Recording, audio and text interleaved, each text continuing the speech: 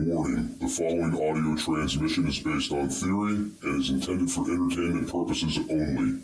It's Doomsday and its affiliates will not be held liable for anything your dumbass does. Listener discretion is advised.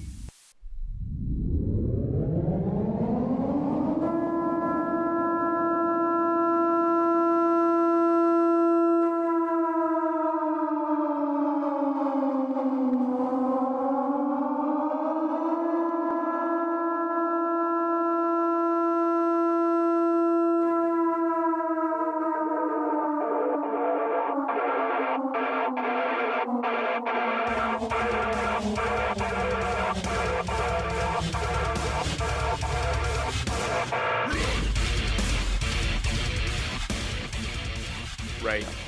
And it's like, well, I've been thinking about looking into learning how to do that. Well, what's stopping you? Yep. You've got the internet on your phone. You play on it all day long anyway. Why not learn something? Right? I agree totally. I try to take my day and learn something every single day. But I also try to teach something every single day to somebody. Even if it's something small. Right, or you've got, I'll have these friends that say, yeah, man, I'm thinking about doing this because I think it would be good for a prep. Okay, well, what's stopping you? Yep. Right? Yep, or, I agree. Or you'll have these certain individuals, man, that are thinking like, oh, you know what, I'm gonna do this next year for a prep. And I understand, you can't put too much on your plate and you can't have too many projects at once because you just won't get them done. But when it's something very simplistic, like we're getting into gardening season right now, and someone says to me, yeah, I think next year I'm going to do the garden. Right. Why not do it this year? Worst case scenario, you're going to make some mistakes and you're going to learn from them. That's worst case, right? The prepper that makes me the maddest, or the person that makes me the maddest when it comes to prepping, is the person that says, but I don't have the resources. Don't cry to me about the resources. I have no resources, and I made my resources. You don't have to have a fat wallet to be a prepper. You need to have a fat wallet in your mind of things that you know how to do and learn how to do things. But you don't have to go out there and be a millionaire to be a prepper. That's a fact, Jack. Right, and I'll tell you what, a lot of these people who prep up that like have been doing this for a long time, that are fully self-sustainable, they're not spending oodles of money because they've learned how to grow, they've learned how to can, they bargain hunt, they coupon, they shop at the dollar store. They're not out buying so everybody knows Al and I are affiliates for emergency food supplies, right? Everybody knows about ReadyWise. Everybody knows we do that. And when we make money off ReadyWise stuff, that's great. It's awesome. There is nothing wrong with having 25-year shelf life food. I don't care what anybody tells you. Having that stuff is great, but not everybody can afford it, right? Right. So, and I've gotten into arguments with people that say, oh, why have 25-year shelf life food and freeze-dried stuff if you know how to can and garden and hunt? Well, that's very simplistic. You don't get a deer every time you go in the woods. That's number one. You might be out there hunting for 3 weeks before you actually shoot something, and you're going to starve in the meantime, right? That's number one. Let's say you sustain an injury and you can't go out and hunt, or you can't go out and garden. That's your number two reason for having the freeze-dried emergency food. And then the third thing is, and this is a big thing for everybody, who's like, well, I'll just garden. I don't need that. What happens when your garden fails? What happens when there's a late frost? What happens when there's an early frost? What happens if animals or raccoons get out there and eat all your tomatoes before you get to them? Part of being prepared and being a prepper is preparing for situations of the unknown. If we all knew what the fuck was going to happen, we would all know what to prepare for, right? Right. But if I knew what was going to happen, I would know what to do ahead of time. Then I wouldn't have to be prepping. I would already be, I'd have it all there. I mean, you have no idea. That's it. So, again, it's not. You don't need an $80 flashlight. You don't need $700 worth of emergency food. You don't need these high dollar items. $5 flashlight from the freaking dollar store. Just enough to where you could see to navigate at night if the power's out. Perfect, right? having, I don't know, $100 worth of canned goods from the dollar store is going to get you through a month. Fine. Perfect. Right? You know what I tell people? The first two things you should buy if you're thinking about becoming a prepper or you're getting a prepping. You know the first things you need to buy? A notepad and a pen or a pencil. That's the first things you need in your prepper thing. Because you know what? You need to start taking notes, making plans, identifying what you have, identify what you don't have. Go old school. Don't go high tech with all the fancy little apps and all. Go low tech. Very low tech, folks. Write it down. I need to learn how to. I know how to do this. Make notes. You know, that's the most simplistic things. The first two things I need would be a pack of those legal notepads and some pens. Right. And then, I mean, here's the other thing. You know, there is this mindset that not everybody possesses. But I'm a guy that can look at something, and it could be a piece of trash, and I could say to myself, you know what? This could prove very valuable when shit hits the fan. Right? And I'll hang on to that shit. And because, you know, for me right now, someone might look at that and say, that's garbage. Why is he saving that? Right. But for me, I know it's because I could potentially use that. Al, underneath one of my sheds on the property, okay, I have like big 55-gallon contractor bags filled with about 200 to 300 milk jugs with the bottoms cut off of them.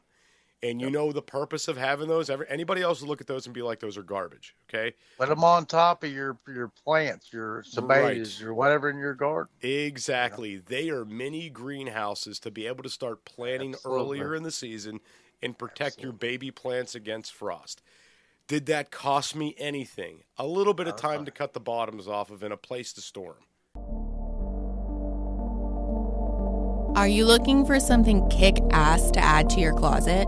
Reaper has the hookup for t-shirts, hoodies, button-ups, hats, beanies, and plenty of other badass products.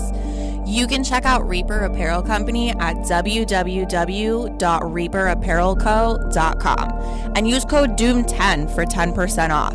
Jester only stands behind brands he believes in, and Dan at Reaper Apparel has a mission, and Jester is on board. Go check out www.reaperapparelco.com today and use code DOOM10 for 10% off your entire order. Why be a sheep when you can reap? Use code DOOM10 for 10% off at www.reaperapparelco.com today. That's it. That's all it cost me. But this is the mindset not a lot of people possess, right? Yep. Because they don't, they look at something, this is garbage, I'm going to toss it, right? Not a lot of people have that mindset. And whenever, you go back and you run into some of these old school guys that have been prepping forever, and it's like, man, this guy has a lot of shit laying around. God, he must be a hoarder. No, it's because everything might have its own significant purpose and its own significant value, right?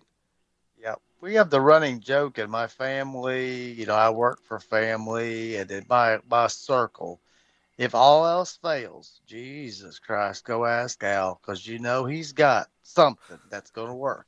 And I kid you not, they always say, well, when he starts breaking out them coffee cans, you're probably in a good spot, because I've got one of everything. I might not have two of everything, but I've got one of everything. But do you know how many times I have bailed people's asses out of bad situations with something that they threw away, right? That I kept. See, and it's very important, I guess, to be able to identify how to fix something, how to understand an alternative use for something versus throwing something in the trash, right? Right. One thing I'm seeing, man, amongst this newer, younger generation is people are so quick to just give up if something's not working in their favor, right? Right. And they're terrified of manual labor, and they're just so ready to quit. And I go through this with my oldest son all the time. It's like, it's a little bit hard. Let me just shut down and stop. Someone else will do it. Someone else will fix it. And the people that have that mentality right now, it's like, what are you going to do when there's nobody there to do it for you? Are you like, Al, I think some of these people are just going to curl up in a ball and die. Right. I actually heard a story this week when I was around cleaning up and working around this tornado damage, that there were people that were actually too lazy to walk down the block to get a free meal, but they had no food, they had no house, and they had no electricity. But they wanted somebody to bring it to them. You know, so on that note of the food thing, so my son has been bouncing around different fast food jobs, right? And he was working at McDonald's, but I made him get out of there because I didn't like the people he was working around. Too many drugs going through McDonald's, to say the least. Yeah. I didn't want him in that environment, so he got a new job. But he was telling me while he was working at McDonald's, he said, "Dude, Dad," he said, "we have the same people come through this driveway 3 to 4 to 5 times a day. They come through for breakfast, lunch, maybe a snack or two, and then dinner every day. The same people." Yep. They are fully reliant and dependent on McDonald's. I can't eat that shit. I think it's nasty. I can't do it. I am not a huge fast food person at all. Me either. I really got to be hungry and out of options. Like, I literally carry like trail mix and stuff in the vehicles now to avoid that. Like, if I'm like famished and I need something. But these are people that can't cook for themselves, don't know how to cook for themselves, don't have a scrap of food on the shelves. And I swear to God, Al, I think that this might have been some of the reason that they kept fast food restaurants open during the pandemic, because the government takes a census. They know how many people are in a town. They know what products are being sold. They know, right? Yep. So they probably looked around and said, listen, there's like 10,000 people in this town that only eat fast food and don't go grocery shopping. So they're going to starve to death if we shut down these fast food restaurants. So we can't do that. Plus, I think it was a way for them to keep COVID spreading as well. You know, quarantine, stay home, this, that, the other, don't go to work. But it's okay if you work fast food and you're passing money and food back and forth through a drive-through, because that's not going to help spread anything, right? Do you have enough food in your pantry for when disaster strikes? Go to www.readywise.com and utilize code DOOM10 for 10% off your entire food order. ReadyWise offers long-term food storage items such as chicken and beef that last up to 15 years. But that's not all. Go to www.readywise.com and use our code DOOM10 for 10% off of organic food as well. Offering chili, pasta, and soups, they have you covered. Did we mention they have fruits? Bananas, blueberries, strawberries, and apples, just to name a few. With many more food options for your home, car, or bug-out bag, ReadyWise has your six. Go to www.readywise.com now and utilize code DOOM10 for 10% off. I'm glad you brought up the McDonald's thing, because I ain't going to lie. I got to say the same thing. I was at one yesterday. I don't like eating there, but we were out and doing some things. And there was a guy. He was a young, maybe 16, 17-year-old kid. And he had to take out the garbage. And I'm not kidding you. The screaming, the pissing, the moaning, the whining, the, oh, my God, this is so degrading. Da, da, da, da. I'm not kidding you. I damn near told him to go sit down. I'll get the trash out for you, because I'm tired of hearing you cry about it. This generation, I don't know what they're going to do. They'll starve to death and they'll die. And yeah, when those places are gone, they're not going to make it, Jester. They're just not going to make it. You know, the other thing is I don't see, and this is a big part of self-sustainability and prepping in general, waste not, want not. Yep.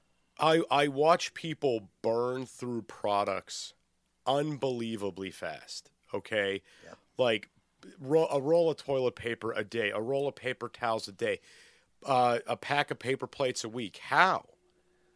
We've become such a wasteful society. I couldn't imagine half these people rationing things. No, me either, because they don't know how to ration.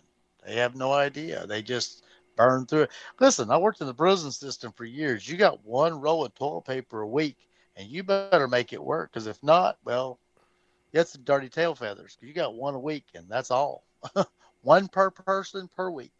That's, I mean, you know, but here's the thing, okay? I think that if shit really broke bad, I do think that human mentality, like survival instincts, would kick in, maybe take over. But here's the thing: at that point, it's almost too late. I agree. I mean, survival instincts only kick in if you have the instinct. If you were never born with the instinct, or you never had to do anything to get the instinct, you don't have it. You have no idea what it is. You just go, "I'm hungry." That's not an instinct. That's that's your body. I mean, I don't understand. And I hear people all the time, I'd like to learn how to cook. You know how to cook, don't you? I'm like, yeah, yeah. Well, can I get your recipes? I said, you wouldn't know what to do with them. You better come stay in the kitchen with me and learn how to cook. You know, Yeah. So Al, you bring up a perfect example of this is the idea of not knowing how to cook, right? I've been experimenting a lot lately with learning how to make my own ketchup, learning how to make my own mayonnaise. That way I can do it if shit breaks bad. I don't have to stock this stuff up. I can make it. And I'll tell you what, it's been a little bit challenging trying to learn how to make these things. Okay.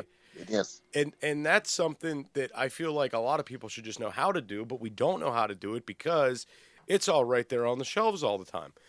And my wife is getting sick of my experiments with making mayonnaise and things. But I'm still trying. I'm still working that out. My wife says that I have the best cocktail sauce recipe. And she's out of the bottle. And she said, you're better than anything that I can get off the shelf. Maybe one day I'll go into the cocktail sales business. But yeah, people need to learn how to do stuff. I mean, they have no idea. These kids nowadays, I say these kids, I'm 54. These kids nowadays, they think a chicken nugget comes from a chicken nugget farm. You know what I mean? No. And I hear people all the time say, oh, these cows they're so cute. Yeah, you're going to eat them one day. Oh, don't talk like that. Yeah, well, we're going to eat them. Yeah. Well, yeah. I like them, but we're going to eat them. Right. I mean, okay, that is a big thing I'm noticing too, is half the country, half these people don't even know where the food comes from. Right. Right. It comes from the grocery store, Jester, don't you know? Oh my God. Al, I'll tell you, like I am losing, look, and I'm telling you right now, I think this is the exact way the government wants it. And this is what I'm saying when I say to prepare for disaster and learn the self-sustainability, because they're not going to protect you. This is the society that they are creating. Al, back when I was in school, we had some dairy farms in the area and some other different kind of farms, you know. And, we would occasionally learn about our local farms and where different things came from and how corn was grown and like different little things and how this went from farm to table, right? Like we learned this stuff. And nowadays, these kids, they have no clue about any of this. My son just started working at KFC, Al, and he says to me, dude, he was telling my wife, he said, listen, they don't really bread their chicken at KFC. And my wife says, well, what do? He's like, they dip it in egg and flour.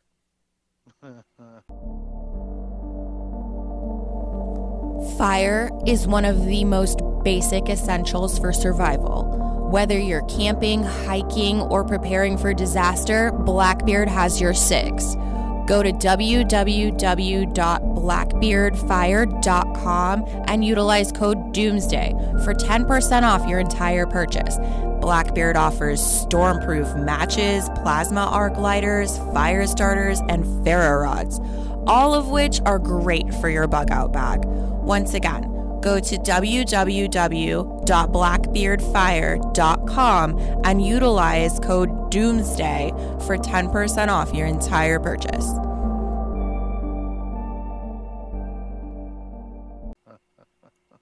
And she's sitting there scratching her head. She tells me this story, and I'm just like, I don't know. It's that generation. I don't know. And I looked at my son after hearing this, and I was like, where does bread come from? How does bread made? He's like, oh, well, it's made from wheat, right? And I'm like, flour, dude. Flour. And you could just look at him and you could see that this is totally escaping him as he's sitting there on his cell phone when he could be looking up the answers to these things, right? Right. And that's what kills me. You have the power to look these things up right there on this phone. Listen, I remember being back in the day when I was young out, a computer was a resource tool for learning and information, right? Yep.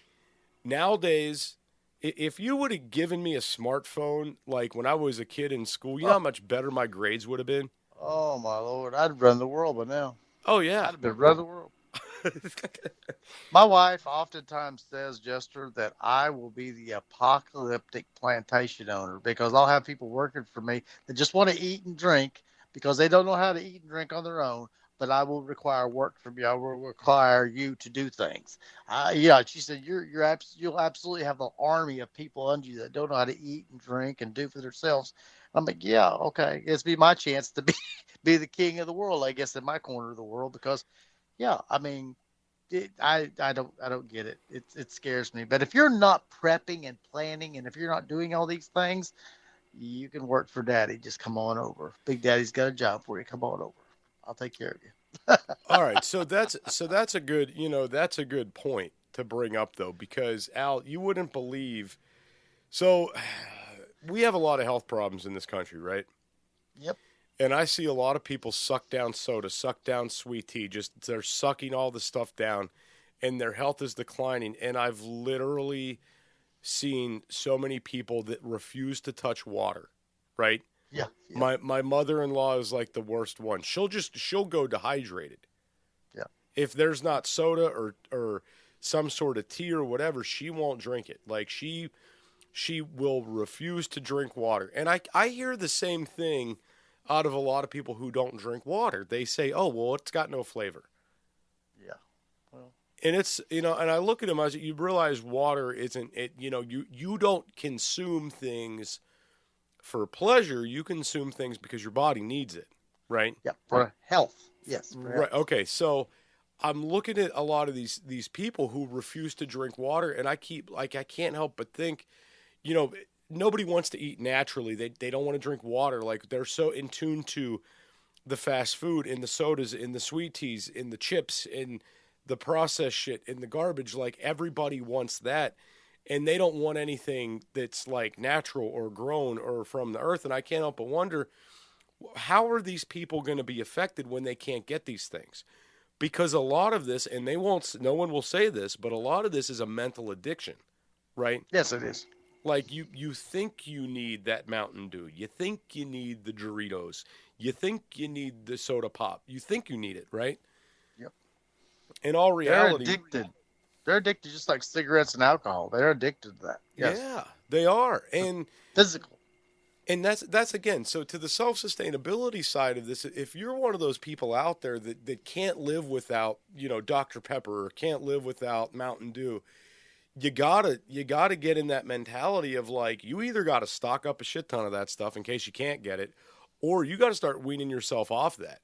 Okay? And I know for me, the big one for me, man, I can tell you right now, Al, it's gonna be coffee.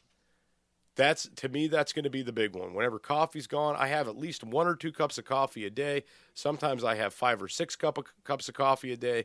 But that's like going to be the big thing for me when the coffee's gone, right? Yeah. That's going to be my big problem. And I've been trying to figure out ways to do things and stock certain things, and I'm looking into ways to do this long term. Best scenario right at this moment is instant coffee, but I'm shooting for that, right? Want to be a guest on the show? Email it's doomsdaypodcast@gmail.com. That's it's doomsdaypodcast@gmail.com. I'm pretty good at being able to walk away from things, give up things, and do things. But I've been doing this for a long time, Jester. I've started to eat smaller meals a couple years ago, get off of things. I weaned myself off almost every medication that I didn't absolutely need. I've been preparing my body mentally and physically for this for years. But there's a lot of people that are screwed. America takes more medications than almost any country on the planet. There are people who need a pill for everything. What happens when those pills stop? And it's not absolutely, imperative that they live with these pills. I mean, this is not like a diabetic having to have insulin, but they have to have this. That I have to have a pill to get me up, and a pill to get me down, a pill to go to sleep, a pill to wake up. Yeah, that's going to stop one day, homeboy, and yeah, you're going to be in trouble. Serious trouble. I can't stress this enough either. If a lot of people are on these medications because And I'm just going to come out and say it. They're fat asses. They're out of shape. They don't take care of their bodies. That's why, right? Yep. And I've got friends, and I see the kind of shape they're in, and I'm like, man, I know you could be doing more, man. I know you could be doing better. I know you can. And certain people do better. Certain people don't. Certain people just don't care, right? They'll wait till it gets bad enough. They'll go to the doctor to get it fixed. And I mean, to me, it's like you could just take your fat ass to the gym and make it better. Or you could go for a walk and you could make it better. You could cut back on the sugar and the carbs and make it better, right? Right. But you don't want to because that requires a little bit of effort. And you think you're going to survive when shit hits the fan. If you can't put effort, if you can't put effort into going for a 2-mile walk a day, taking 30 minutes out of your day, it takes what, about 15 minutes to walk a mile? Approximately. Not many. Yeah, something like that. You can't take 30 minutes out of your day and go get a little bit of exercise, walk 2 miles, and get a little bit of cardio, and just do that every day to start feeling better. Like you can't do that.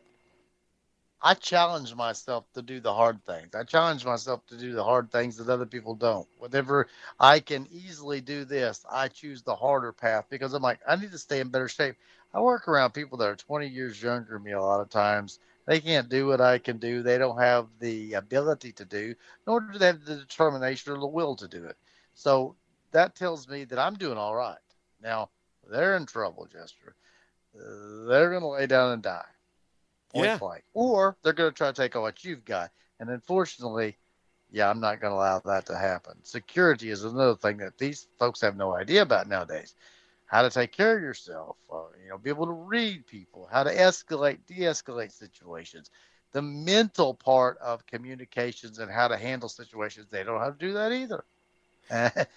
You got a bad situation. You might have to talk yourself out of it, or you may have to power yourself beyond it, depending on what you have to do or who you have to deal with. So they have no clue about that.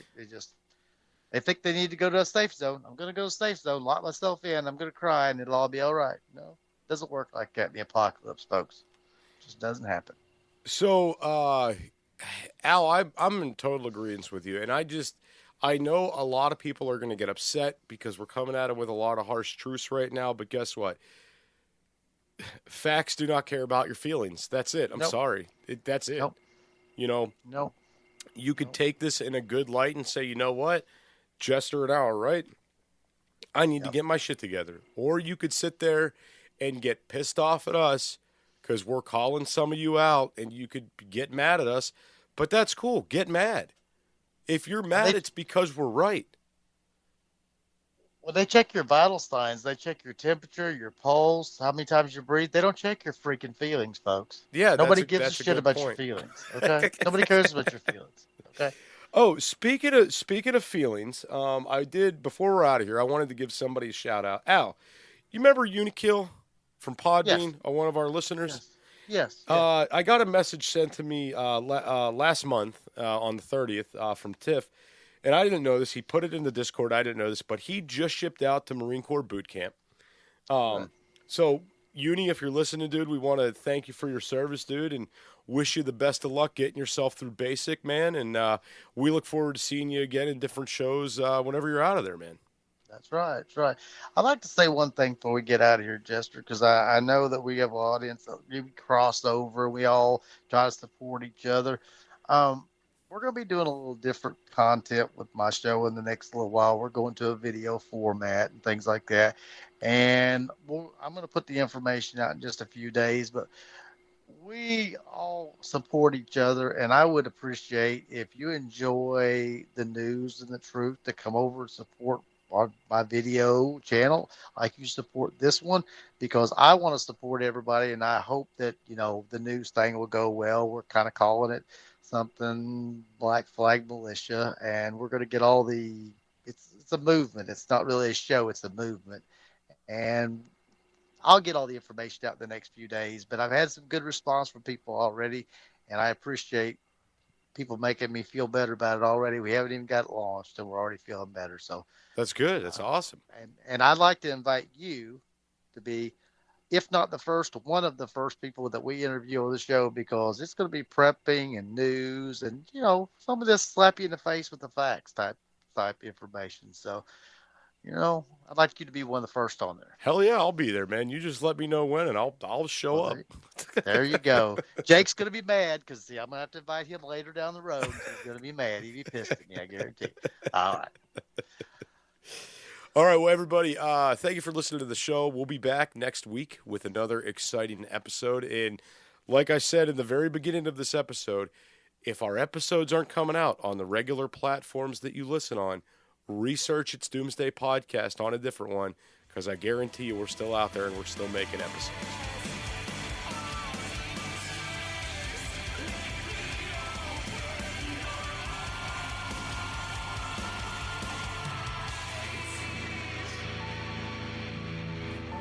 This is an emergency action message. At approximately 1 a.m. Eastern Daylight Time, NORAD is tracking 15 ICBM nuclear missiles inbound to the following cities: Orlando, Miami, Pittsburgh, Dover, Newark, Richland, Philadelphia, New York City, Baltimore, Los Angeles, Las Vegas, Boston, Seattle, Detroit. This is an extremely deadly situation. Stay tuned. The next emergency message will be a presidential address.